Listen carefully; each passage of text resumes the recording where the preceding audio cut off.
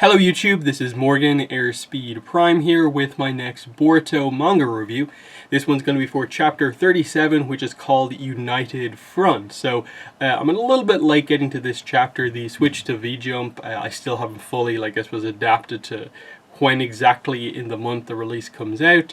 In that it comes out obviously earlier than the Shonen Jump stuff from whatever week it is, because it's a separate thing, but yeah, either way. Covering it just a few days after it, but still, let's get into this chapter. Overall, I think it's a good chapter in the sense that I still like the overall direction of the story. I think there's some very eventful stuff happening.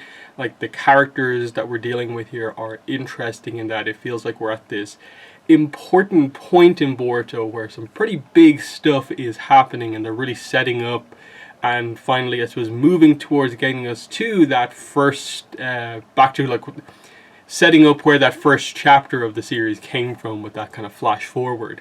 The problem here is that we do get into a fight and it immediately goes into Boruto Manga style fight pacing, which I haven't been a big fan of over the course of this manga so far, and it feels like that again, but we'll get into it here. So we start off, of course, with the sort of showdown in Naruto's house. We have Jigen, Naruto, and Kawaki here. And Kawaki immediately is like giving up. You know, I'll go with you, you know, take me back, I'll do as you say. Just one thing, promise that you won't, you know, hurt Lord Seventh. I'd rather be his prisoner than lose you. And just this opening section here before we get into the fight, I think is so well done because this has been the highlight of Boruto so far. Just the characterization of Kawaki and having him go from being one of the most rude and sort of almost frustrating characters to see on screen, just because every comment was just a rude sort of talking back to some other character, to actually you really care about his development here after bonding with Naruto, and he sees Naruto pretty much as his actual father figure, and you want to see more of his arc and see him in a way find happiness. So Jigen coming back and trying to take him back into that tragic history is something you don't want for him. So moments like this where he's willing to sort of sacrifice his own, go back to the past, get out of, I suppose, the new family dynamic that he likes, just to protect Naruto. It's really, really well done character development here. But anyway, Naruto does step up. He's not going to allow something like that. It's the Hokage's job to protect everyone in the village without exception, and that includes you, Kawaki. And this is something that, of course, Kawaki's frustrated because he wants to save Naruto here, but a statement like that from Naruto, it hits him. He knows that it's truthful, basically, when he says that. But as Naruto steps in, gets ready to fight, Jigen activates one of his powers and basically transfers himself and Naruto to a different dimension. And Kawaki is just left there in the room on his own. Lord Seventh is gone. He doesn't know the exact details of what's just happened. But we immediately cut to, basically completely barren environment, just like clouds in the sky as long as you can see. They're in the middle of just a big crater, and Jigen explains that it's a different dimension than where you were, a world where Konoha doesn't exist. And Jigen's basically just like, farewell Uzumaki Naruto, I'll be leaving you here, take care, Lord Seventh, as he goes to leave through his portal. And just here, right at the start of the chapter, this feels like, oh, is this explaining why Naruto wasn't in the flash forward? Why it was explained that I think it was Kawaki who said back in that first chapter that I'll be sending you where I sent Lord Seventh. So this seems to almost set that up, and that if Jigen is using Kawaki as a vessel to sort of transfer himself into at some point, kind of Orochimaru style almost, with giving Kawaki the karma mark, the same one he has, could it be a thing where the Kawaki that we see in that flash forward from the first chapter is actually Jigen having accomplished his goals and brought everything together, and it is actually Boruto maybe not fully aware of the fact that Jigen is actually Kawaki and he's still calling him Kawaki, but it's actually Jigen, and Jigen used his powers to leave Naruto here. This could have been that, but we get the sort of surprise entrance here of Sasuke, who comes in, kicks Jigen, stopping him from leaving through the portal, And yeah, this is the setup for this chapter here. It's going to be Naruto and Sasuke against Jigen in this kind of world where they can basically go all out. Which isn't really used much in this chapter, the fact that they can go all out, but we'll get into that. So Jigen just notes that Rinnegan-based time-space ninjutsu, you must be Uchiha Sasuke. And so, yeah, that is the showdown in all of this. You know, Sasuke says, here we can go wild without worrying about anything.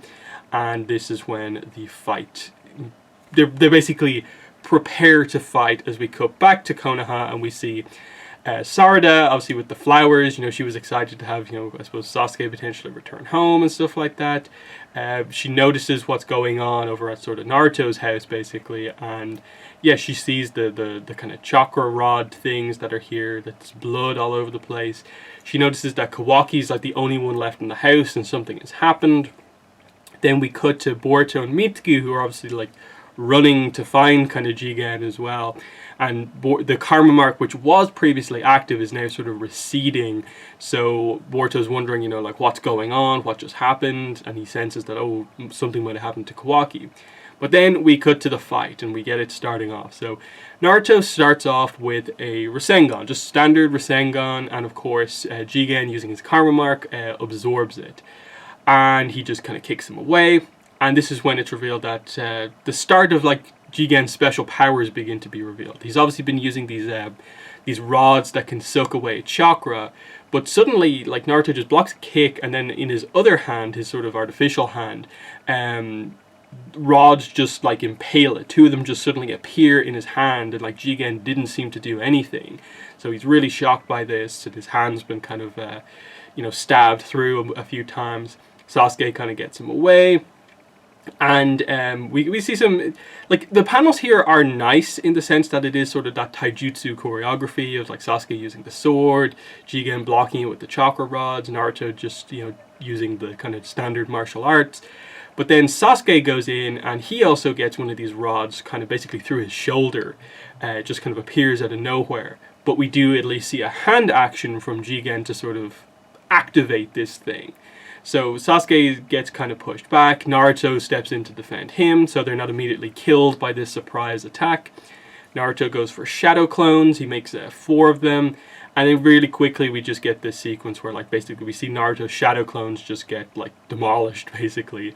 They get impaled by the rods, Sasuke watches on and basically sees Jigen's powers activate. It seems like Jigen can either move exceptionally quickly or something else, so he like disappears, and then yeah, we see the chakra rods take out the rest of the clones, and Sasuke's figured it out. So he says, I suspect that he can shrink objects, and he basically explains here that what he's been doing with the rods up to now is that he's made those rods, which are these kind of pretty big kind of black rods, he's made them really, really tiny.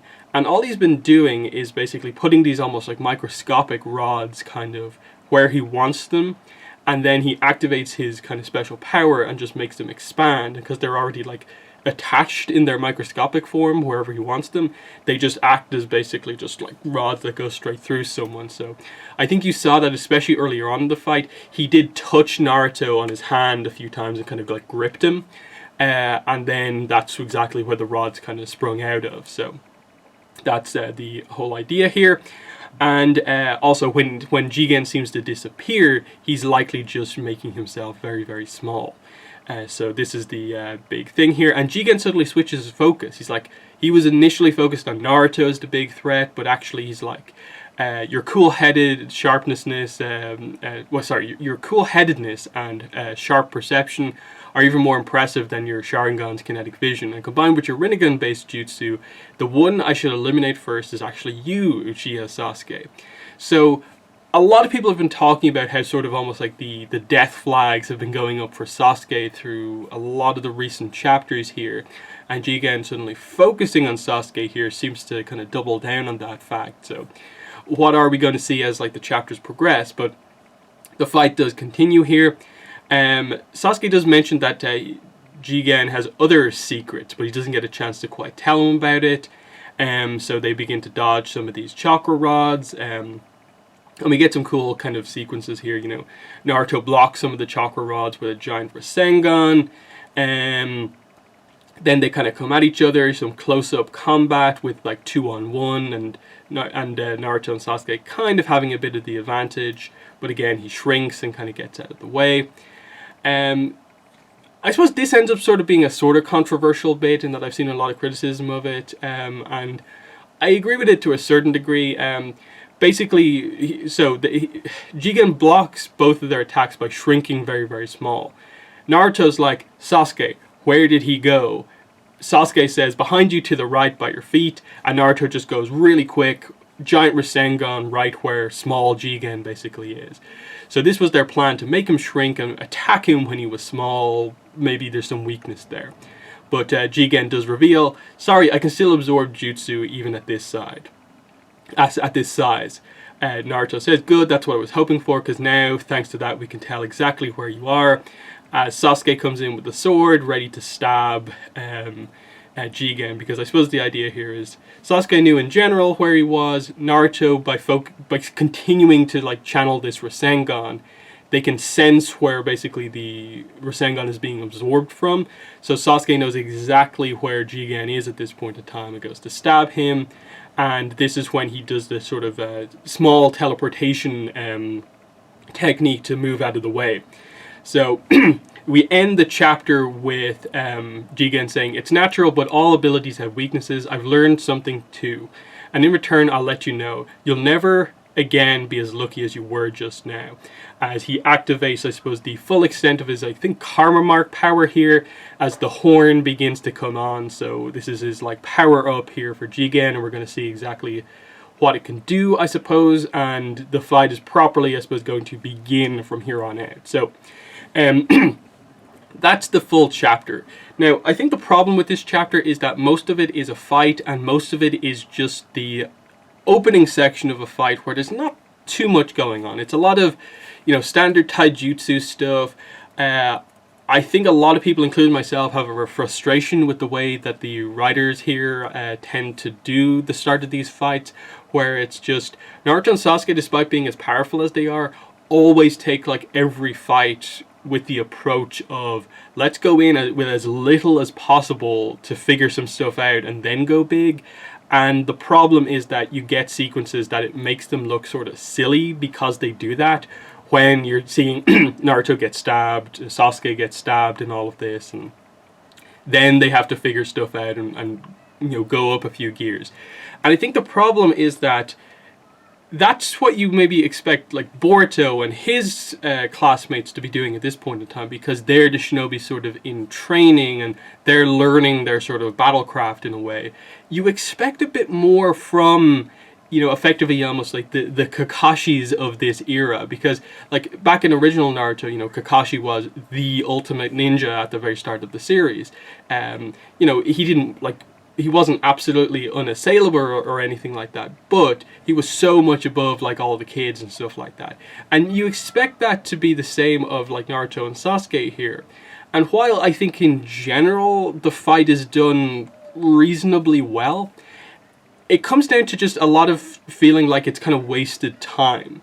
That we wait a month for this chapter, and then most of the chapter is just kind of standard taijutsu stuff of like Naruto charges in, kick, Sasuke charges in, kick, swings his sword at him.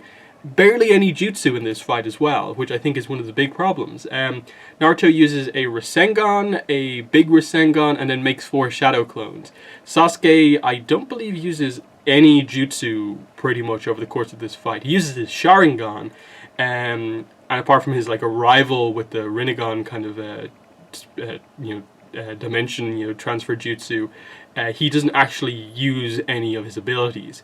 And look, I get you're trying to pace out a fight, so you're not going to go all out here, do their absolute maximum powers from the very start. You have to build to that to a degree.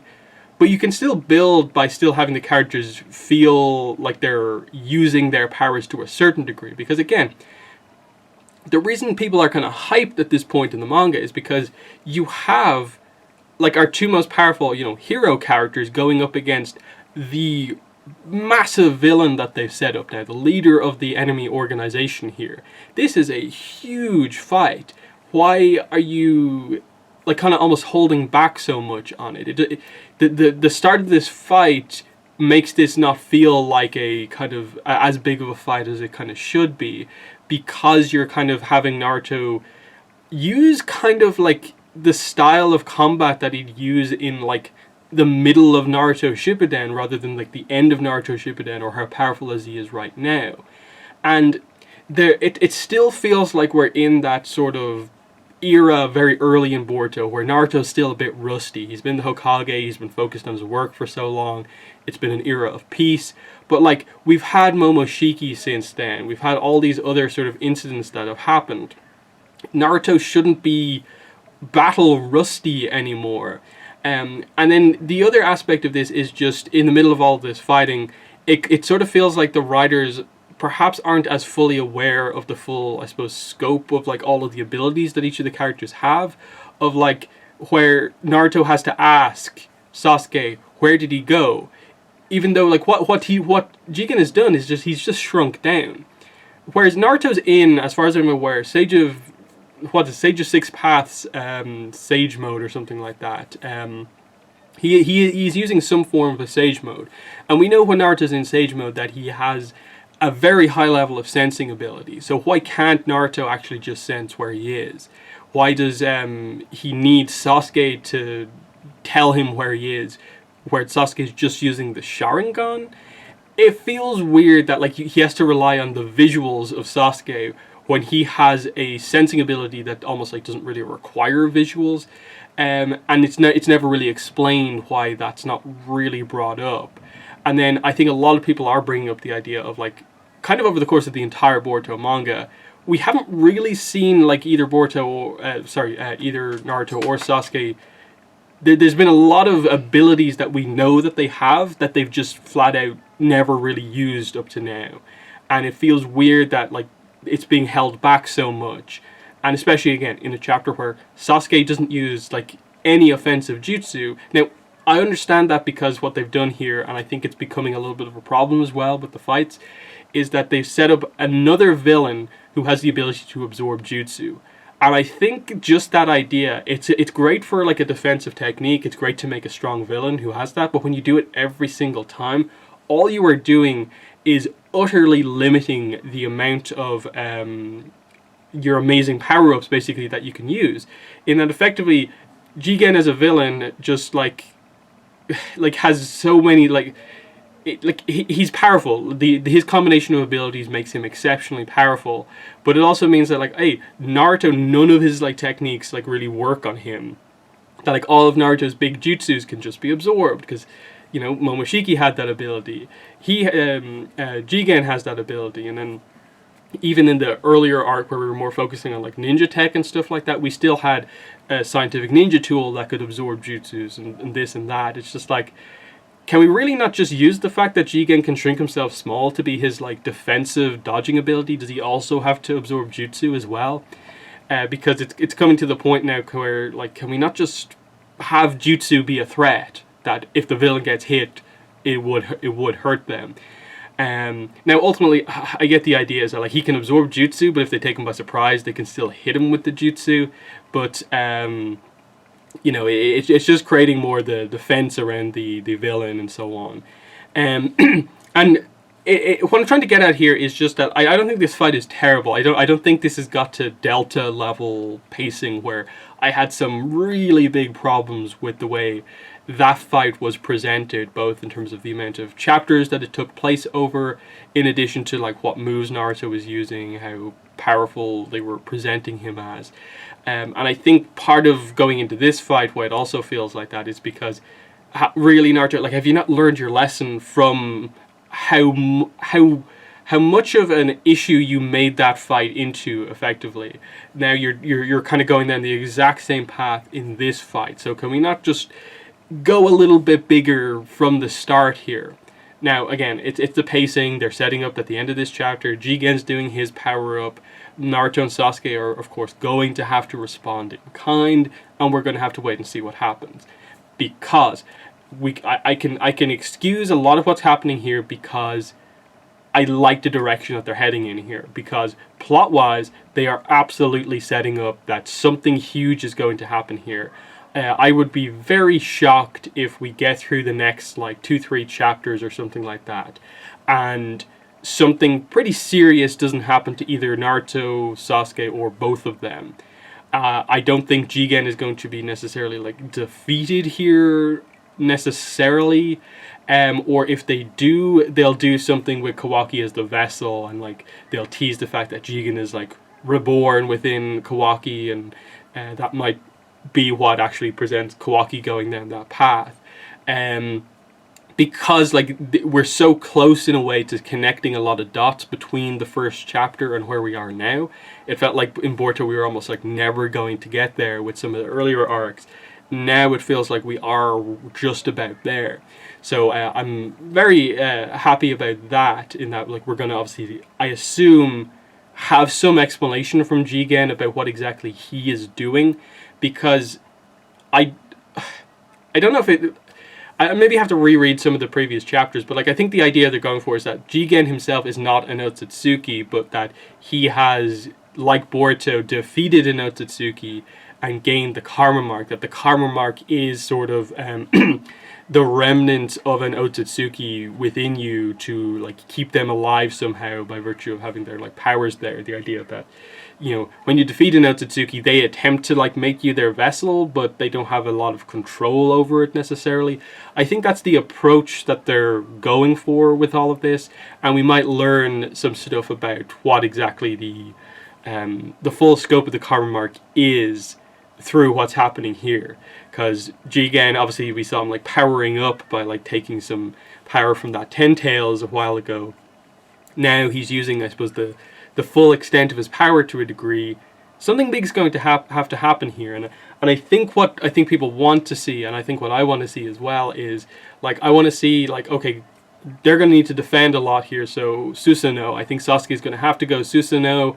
I think Naruto's going to have to go like probably big, you know, Kurama kind of mode to be able to defend as much as he needs to here, and then hopefully we'll see them use more of their actual, you know, powers, high level powers.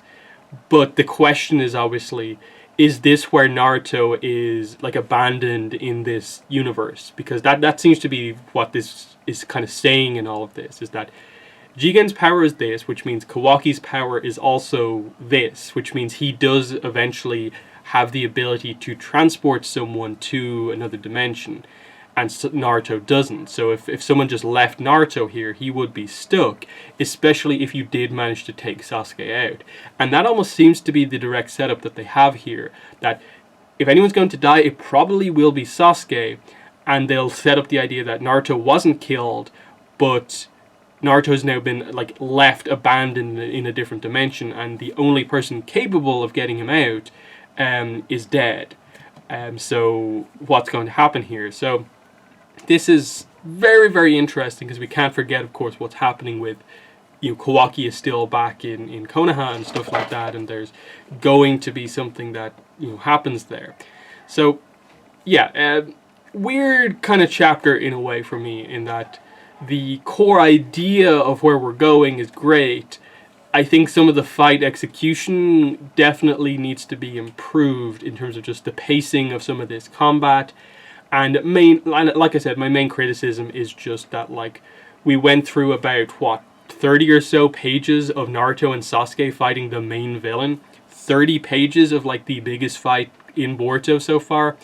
And all we got was Naruto using standard Rasengan, big Rasengan, some Shadow Clones, and then Sasuke is using his sword. Like, I think that's a bit of a problem. Like, I'm not saying every panel should just be, here's Jutsu number 1 that's huge, Jutsu number 2 that's huge, but, like, you know, make the fight a bit more interesting than it is right now. Because, look, ultimately, this is going to be great in the anime. When they get around to this, those taijutsu sequences are going to be amazing, and you will want more of them, because they're inevitably going to hand that off to an amazing animator. We're going to get a great, like, 1-2 minute sequence of just some amazing Naruto Sasuke just flipping around the place, like really nice smooth animation for all of this happening.